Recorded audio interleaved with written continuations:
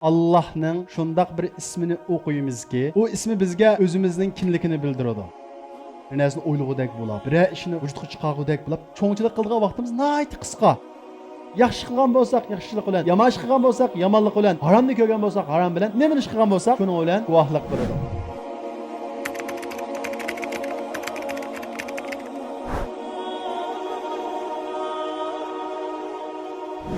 Köpünçimiz Allah'ın layıqtida yeterlik bilmegenlikimiz için biz bu Allah'ınki özü Kur'an'da ve Peygamberimiz Muhammed Aleyhisselam hadisinde bizge haber bergen isimler arkalı Allah'a boğan tunuşumuzu çoğunkurlaştıraylı. Ana şu vaqtda bizning Allah'a boğan imanımız, işençimiz müstehkem buludu. Şundaqla Allah kılgan ibadetini canlıq, aktif şekilde kılalayımız degen maqsadda Esmaul Husna yani Allah'ın güzel isimleri degen dersimizni kılıvatımız. Ötke haftada Allah'ın güzel isimlerini qaysını ögendik, El-Gafur'unu ögendik. Şundaq o. Endi biz bugün Allah'ın şundaq bir ismini okuyumuzki, o ismi bizge özümüzün kimlikini bildiradi. O ismi bizge bizning haddimizni bildiradi. Çünkü insan en tez haddidan aşadigan bir canlıq. Hemimiz tug'ilgan vaqtida gap qilolmaymiz ya. Tug'iliblam gap qilib ketganlar yo'qmi ana ichida? Hammamiz tug'ilgan vaqtda mangolmaymiz ya. Tug'iliblam yugurib ketganlar yo'qdi. Tug'iliblam ovozni aniq anglayolmaymiz. Varangchun g'uva shaklda anglaymiz. Tug'ilgan vaqtimizda biz bir narsani aniq ko'rolmaymiz. Biz manganmagan nima deymiz? Futi ojiz yoki tukur deydi, shundaqmi? Demak biz tug'ilgan vaqtda ana shunda tukur shaklda tug'ilamiz. Qo'limiz tutmas shaklda tug'ilamiz. Ko'zimiz aniq ko'rmaydigan shaklda tug'ilamiz. Gap qilolmaydigan bir goch shaklda tug'ilamiz.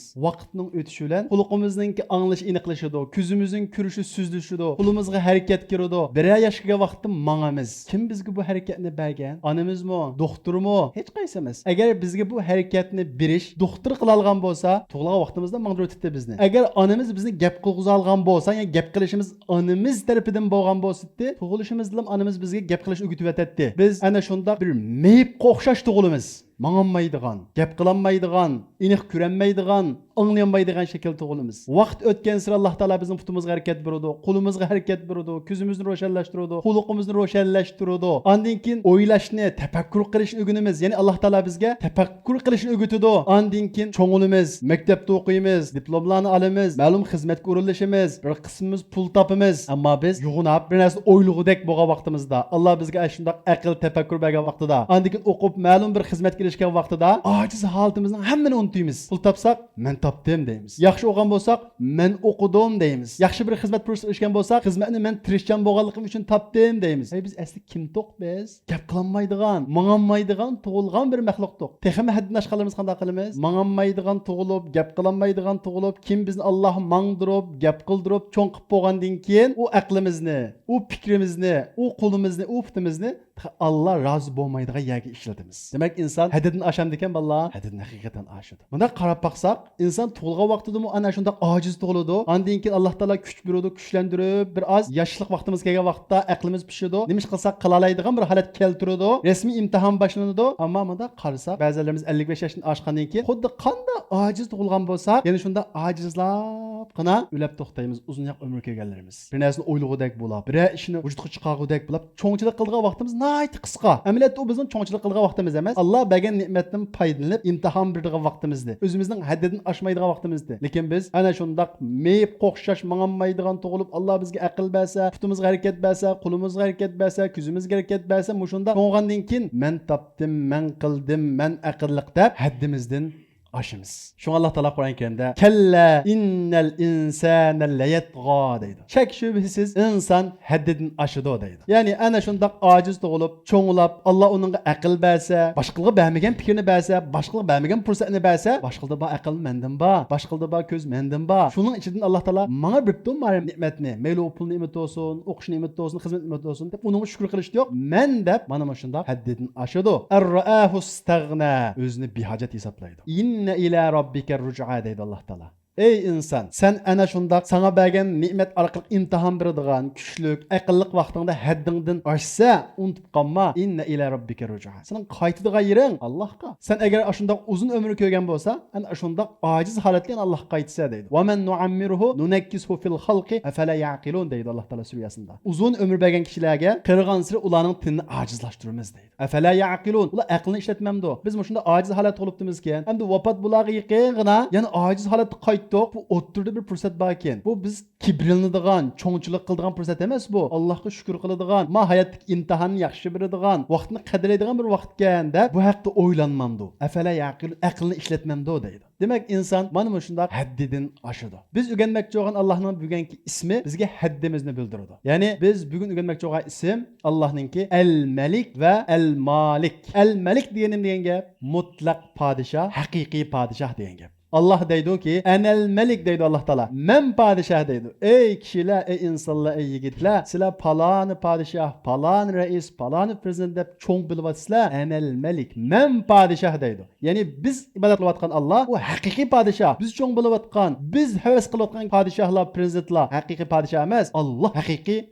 mutlak padişah. Tarih qarab bakadigan bolsak, nurg'unlagan padişahlar o'tgan. Qene kiygan taji, qene kiygan tollari, qene urunduqi, sünkum yo'q. Chirib tugudi mu? Tugudi. Shundaqla haqiqiy podshoh degan birisiga muhtoj bo'lmaydi. Biz e'tiqod qilgan Alloh hech kimga muhtoj emas. Dunyodagi tarixda o'tgan podshohlar bo'lsin, yoki hozirgi dunyodagi har qanday bir podshoh qaranglar, o'ziga xos doktori bormi, yo'qmi? Bor.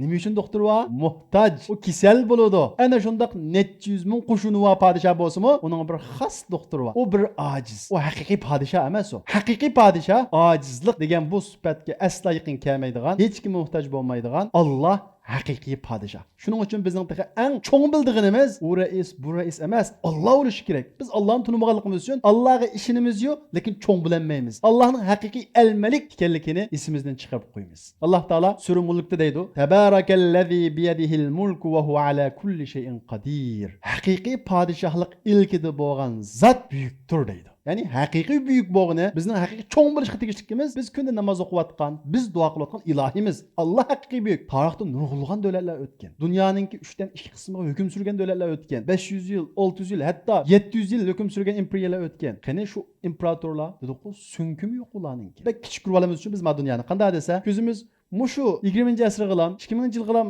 qarab olamiz. Qarindoshlar, yigitlar, ma hayot, ma dunyo necha ming yildan beri mavjud. Biz kirishdan ilgari mavjuddi. Biz ketgandan keyin mavjud bo'ladi. Ma dunyoda nurg'unlagan podshohlar, nurg'unlagan kuchli kishilar o'tgan. Fasiru fil ard, qarab baqinglar. Ya'ni tarixini o'qib baqinglar. Misrga, Uyabiyaga borsanglar, o'ynab kelmay ana shunda tarixiy o'rinlarga qarab ibrat olinglar. Ha, ma hayot unda biz kichik ko'rib olgandek, mushu dunyodalam, hozirgi paytlar iborat emas ekan. Uzun bir hayot ekan. Ilgari kishilar yashapti ekan. Bundan keyin kishilar yashaydi ekan. Lekin zolimlarning oqibati ana shundaq bo'ladi ekan. Ammo Alloh haqiqiy iymon yo'qotmagan kishilar yana oxirida g'alaba qildi ekan deganda iborat. Bu ibratni elinglar deydi. Yuqorqi Tabarak surasining davomida Alloh taolo allazi xalaqal mauta val hayata liyabluwakum ayyukum ahsanu amala. U haqiqiy podshohlik ilkida bo'lgan zot o'lim va hayotni sizlarning qaysinglar eng yaxshi qildi, imtihon qilish uchun yaratdi deydi. Ma hayot nima uchun bor? Biz ma dunyoga nima uchun bor? Bu savol nayt ko'p ushishi mumkin. Qur'onda nayt uchuq deb qo'ydi. Haqiqiy podshoh bo'lgan Alloh, ma dunyoning egisi bo'lgan Alloh, ma hayotni faqat imtihon qilish uchun. Kim yaxshi qila oladi, kim yomon ish qiladi. Har bir odamga yaxshi qiladigan, yomon ish qiladigan iqtidorni berdi. Ana shuni imtihon qilish uchun yaratdi. Va huval azizul g'afur. U Alloh kuchli zotdir. Haqiqiy kuchli zotdir. Ammo kuchli deb uzoq qiladigan, zulm qiladigan emas. G'afur, kechirimchan zotdir deydi. Allazi xalaqa sab'a samavatin tibaqa.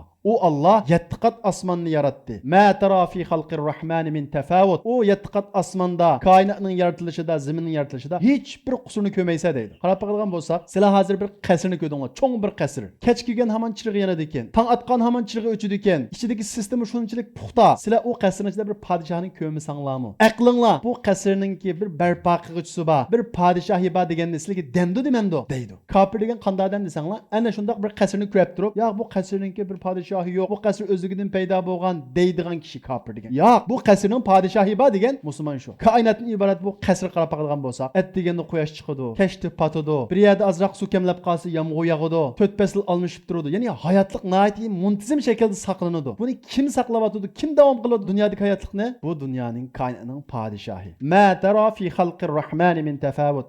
Rahman Taalaning bir yaratishida hech bir qusurni ko'maysa, hech bir intizomsizlik, hech bir qalayimqanchilikni ko'maysa deydi. Farja'al basar hal tara min futur. Sen yani nazar solib qarab boqqin. Hech qanday nuqsonni ko'maysa, thummarja'al basar karratayn. Yani takrar qarab boqqin deydi Alloh taolo. Yani Alloh taolo bu oyat orqali yashayotgan koinotda yeb ichib bilan o'tib ketdi. O'ylaninglar, takrar qaranglar. Biror qusur bormi, biror kamchilik bormi, biror nuqson bormi ma koinotda? Biror kam bo'lib qolgan narsa bormi? Yo'q, bu qasrning podshohi bo'lmasligi mumkinmi? Albatta mumkin emas. Unda bu koinot qasrining podshohi kim? Al-Malik. Podshoh bo'lgan Alloh. Ma dunyodagi podshohlar uchun bo'lsa, ma dunyodagi podshohlar ma'lum muddat o'zini podshoh deb o'tab ketadigan kishilar. Biz o ana shunda cho'ng bilgan kishining so'ng ko'mi yo'q. Bizning aqlimizda aytishni Alloh taolo ma koinotni texmi shu qasrga o'xshatib turibdi-da. Va laqad zayyana as-samaa dunya bimasabiha va ja'alnaha rujuman lishayatin. Biz osmonni yulduzlar bilan chiroqqa o'xshash bizidoq deydi. Osmon qarab boqadigan bo'lsak, yulduzlar bor. Nəhayət güzel. Bir qəsr görsənglər, içi degəndə nəhayət çaylı qəsr var. Əmdə bu qəsr yaratqıcısı yox, ilahi yox. Deyiş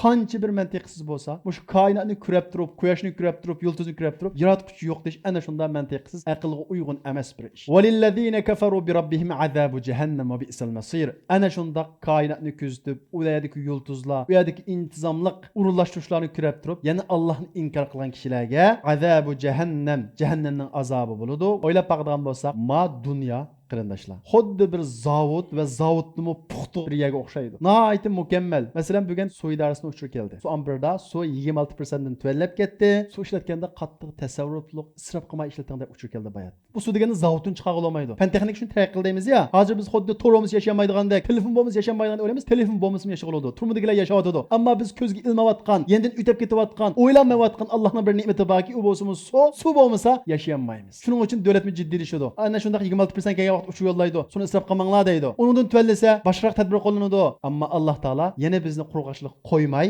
yana yomg'ir yog'dirib beradi, yana suv paydo bo'ladi. Hayot mushunda davom qilib keladi. Ammo Alloh taolo yana o'zini inkor qilgan kishilarga o'zini bildirib qo'yish, fosiqlashgan, Allohga gumon bilan qilgan kishilarga o'zini his qildirib qo'yish uchun ba'zi yerda qurg'oqchilik qilib qo'ydi. Shunga Alloh taolo Qur'on Karimda bizning aqlimizni xitob qilib, "Qul ara'aytum in asbaha ma'ukum ghawran faman ya'tikum bima'in ma'in." Ey Muhammad, Allohga ishonmagan, Alloh yo'q degan, shundaqla Alloh bormidi, yo'qmidi deb shundaq ikkilanishib qolgan shunday yoshlarga aytqinki, agar suyunglar yer ostiga singib ketsa, ya'ni suv chiqmasa, quduq ko'lasanglar chiqmasa, yomg'ir yog'masa, sizlarga kim iqin suv keltirib beradi? Zodi kim bir deb baqinglar, zavod ishlab chiqarib bulandi suni.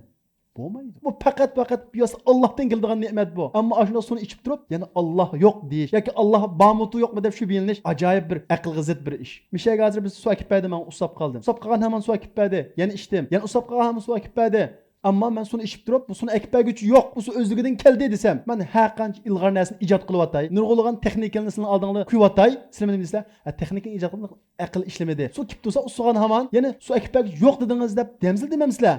Deysizlar. Şuna dünyada bazı kaplarlardan ki ben texnik icad qilib turib hayron qolmanglar. Aql ishlamasa, yana Allohni tunug'ila olmaydi. Suv bo'lmasa yashag'ila olmaydi. Bevosita Allohdan keladigan suv bizga shunda turib, biz yana bu suvni ekib berguchi, bizga suvni yog'dirib berguchi yo'q deyish yoki yo'qmitu deb ishkilinib qilish, bu yana aqlga hech bir uyg'un emas. Shunga Alloh taolo kim ekib berdi suvni deb bizga meydan o'qiyotdi. Demak, suv, tuproq, quyosh hamma narsaning egisi bo'lgan, hech kimga muhtoj bo'lmaydigan, yo'qmaydigan, ojizlik bo'lmagan haqiqiy podshoh kimkan? El-Malik bo'lgan Alloh. Haqiqiy podshoh Alloh bo'lgan ekan, tabarakallazi biyadihil mulk. Bizning ulug'lashimizga, hurmat qilishimizga, cho'ng bilishimizga tegishli bo'lgani u bu emas, haqiqiy Allah. Ve tebarakallazi lehu mulkus semavati vel ardi ve ma beynehuma. Muş Allah'ınki mülk, yani padişah degen sübütlen köp hallarda tebarek degen bu söz birlik kıldı. Tebarek degen ne dese? Ulug, bereketlik degen mende. Yani asman zemin ve o asman zeminin oturustaki bütün baylıklarınki padişahlığı onun da boğan zat büyüktür. Ulug'dur deydi. Haqiqiy ulug' bo'lgani osmonninki, zaminninki boyligi va u osmon zaminning o'tirish narsalarininki podshohligi uning qo'lida bo'lgan zot haqiqiy ulug' zot ashu. Qiyomat kuni bo'lgan vaqtda qaranglar. Ma zaminga insonlar patmaydi. Chunki zamin paydo bo'lgan tartib nurg'ulg'an insonlar yashab tugaylik. Hozirmi 8 milliard yaqinlashdik masalan. Bu shunda kesi zaminga patmaydi deydi ya. Alloh taolo buni tengshaydi. Qayyum Alloh taolo. Lekin Odam alayhisolamdan tartib yaratilgan insonlarning hammasi to'plansa, ma zaminga patmaydi. Shuning uchun Alloh taolo qanday qiladi?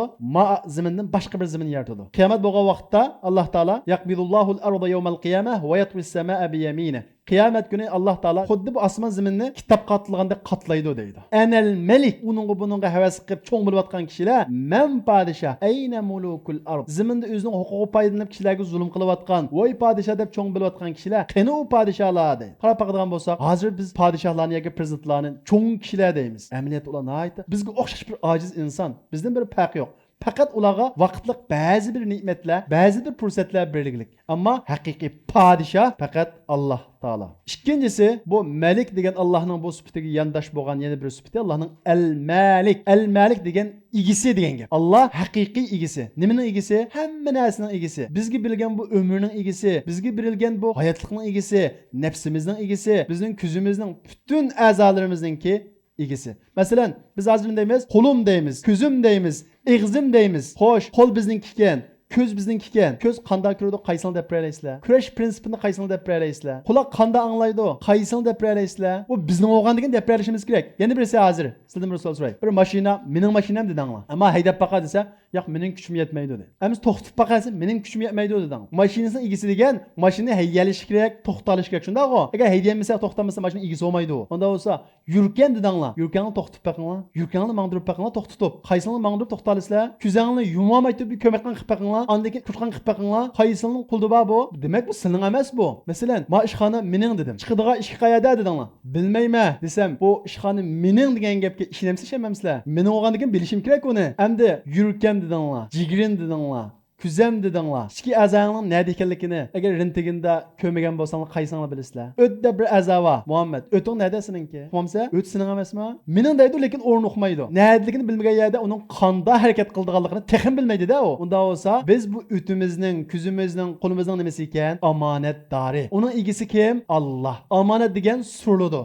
Ya'ni men omonatni bergan nimaga ishlatding? Isrof qildingmi, halolmi, harommi deb har bir narsa surludir. Hatto olgan nafsimizmi Allohning bizga bergan omonati. Bir kun shunda nafas olib turib, nafsimizni birimiz ololmaymiz, shuning bilan jon taslim qilamiz. Har bir narsa Allohning, bu bizga berilgan bir omonat. Shu qiyomat kunisi agar biz berilgan bu omonatni joyida ishlatmasak, farishtalar guvohlik berishdan ilgari bizga bizning qo'limiz, ko'zimiz, ig'zimiz, tilimiz guvohlik beradi. Alloh taolo Qur'on Karimda dedi: "Al-yawma naxtimu ala afwahihim wa tukallimuna aydihim wa tashhadu arjuluhum bima kanu yaksibun." Bugun, ya'ni qiyomat kunisi ularning ig'zini pechatlaymiz. "Va tukallimuna aydihim."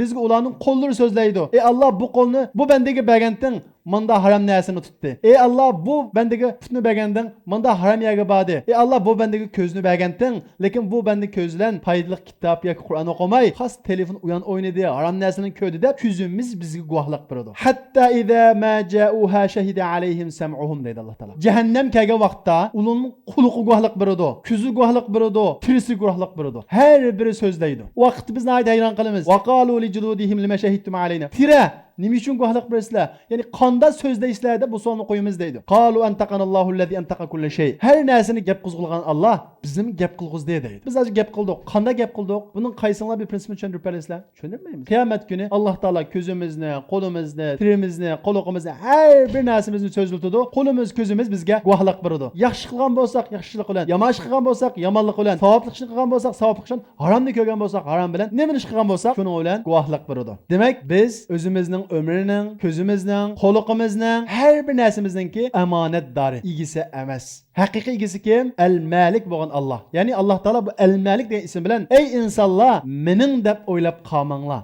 U sizlarga faqat vaqtlik berilgan omonat deb atadi Alloh taolo. Shundaqla mol dunyo, xizmat, o'qish hammasi insonga berilgan bir omonat. Endi biz yuqorida Allohninki El-Malik, haqiqiy podshoh degan ism bilan tanishib chiqdik. Shundaqla El-Malik, haqiqiy egisi degan bu ism bilan tanishib chiqdik. Biz bizning devatgan narsalarning haqiqiy egisi Alloh ekan. Asmaul husnaga vaqtimizda shu ismni o'rganamiz va uni axloqlaymiz degan. Xo'sh, El-Malik va El-Malik degan ism bilan qanday axloqlaymiz? Bu ismninki talablaridan axloqlaymiz. Haqiqiy podshoh Alloh bo'lsa, haqiqiy egisi Alloh bo'lsa, bizning a'zolarimizning, vaqtimizning, topgan pullarimizning vaqtdan iborat bu omonatga xiyonat qilmaymiz. Eng muhimi, chunki qiyomat kuni payg'ambarimiz Muhammad alayhisalom bir bandaning qadim yotga olmay turib, eng avval 4 ishdan suruladi deydi. Shuning birinchisi nima? An umri deydi. Vaqti deydi. Yoshlik vaqtini nimaga ishlatding? Umringni nimaga ishlatding?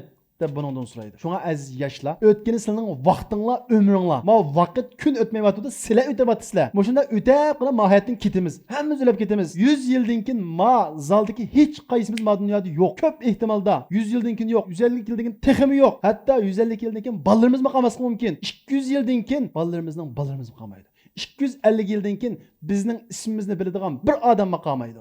Necha balanglar olib ketsin, siz o'lib ketsanglar balanglar duo qilishi mumkin. Balanglar o'lib ketsa, nayt az holda narvanglar duo qilishi mumkin. Ammo undan eshib ketsa, duo qiladigan odam qolmaydi. Qaysi biringlar boppanglarga duo qilib baqdinglar? Nayt azilishi mumkin. Ammo boppangning dadasi qaysinglar bir duo qilib baqdinglar? Ismini bilmasliging mumkin boppangning dadasidan ko'pincha. Demak, hayot shunda o'tib ketadi. 200 yildan keyin nom, asar, hech narsamiz bizning ismimizni biladigan bir odam qolmaydi bu dunyoda. Unda bo'lgan ekan, bizga foyda qilgan nima?